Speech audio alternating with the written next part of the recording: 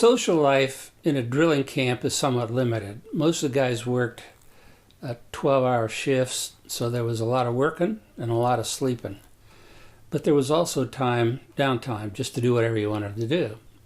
There was no television, there was shortwave radio, there were no newspapers, there was a real scarcity of books. But one of the fun things for a lot of these guys was playing cards. And I was actually raised in a home where my dad made quite an issue about stay away from gambling. You know, unless you know what you're doing, you're going to end up losing bad. And so I never really had any desire to gamble as such. But I was in a particular drilling camp one night, and they had a poker game going. And I'd played a little poker for fun when I was in college, but I really didn't know the ins and outs of the game. But these guys were enjoying the game. The stakes were not real high. And one of the guys said, "Hey, Chester, you want to join us?" And I probably, if I had thought about it, probably said, "No, not at this time." But I didn't think about it, so I said, "Sure." So I sat down, and they dealt out the first hand. And, well, make a long story short, within minutes, I'd lost 35 Libyan pounds. A Libyan pound was keyed to the British pound. So that was probably $70, $80, I'm going to guess, at that time. Just in two hands, I was out. And anyway, I dropped out of the game. I didn't want to lose any more money. But after the game, a couple of things happened. One was the guy that was doing the winning was a real hard-looking guy. He had creases in his cheeks. He was a driller. He had a weathered face, but he was also a hard-looking guy. And you wouldn't expect him to say much in a sensitive sort of way about anything. But I was surprised because afterward I saw him in the mess hall, and he said, "You shouldn't have been in that game." I said, "You're right about that." And that's all he said.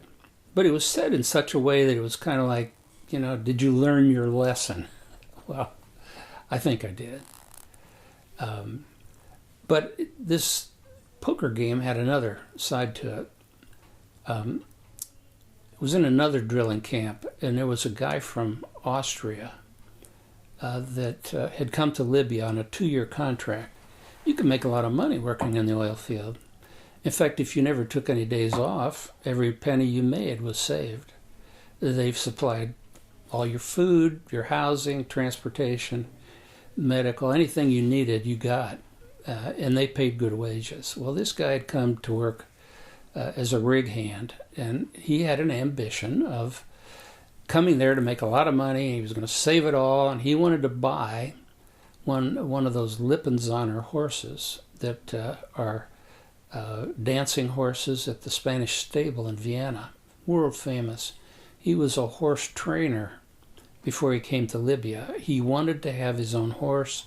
He didn't have the money to do it, so he left Vienna, got this job, and his ambition was to save every penny he could. So I never forget this. He was 1 week, less than that, maybe 4 or 5 days,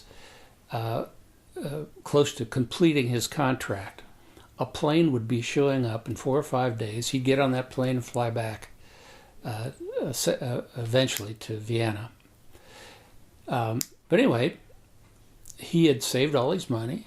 He had been very frugal, worked hard, never took days off if he could help it. And he was sitting pretty. Probably had enough money to buy the horse he wanted to get. But anyway, last night he was there. He thought to himself, I'll just have some fun here. I'll get in this poker game. Well, he got in the poker game. And I did not know him personally, didn't know anything about him other than what I've just mentioned. He got in that game and he thought, well, maybe I can increase my earnings. But he was playing with some guys that were hardball poker players. They really knew what they were doing. And this guy ended up losing the lion's share of his savings that night. All that effort, the 2 years of that contract was pretty much wiped out in just one night. Is there a lesson to be learned? Yeah, I think there is. Life has a lot of chance experiences. We're not in control of much, but we do have to take chances in life, obviously, because we're not in control of everything. But there are perhaps what we would think of as educated chances versus perhaps non-educated chances.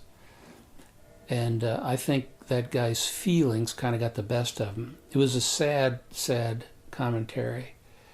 And a lot of guys that worked with him really felt bad that had happened to him. It would be interesting to see what had happened later in his life. I don't know. Lots of lessons to be learned. And I was just a young guy, exposed to a lot of things. And again, I'll say that right at the time, a lot of it didn't have a lot of meaning, didn't make an impact as much as it did when I reflected back on it. Any life lesson for gambling? What did you learn? Well, from my own losses, I learned if you don't know what you're doing, don't do it. If you don't know the game, why are you playing it?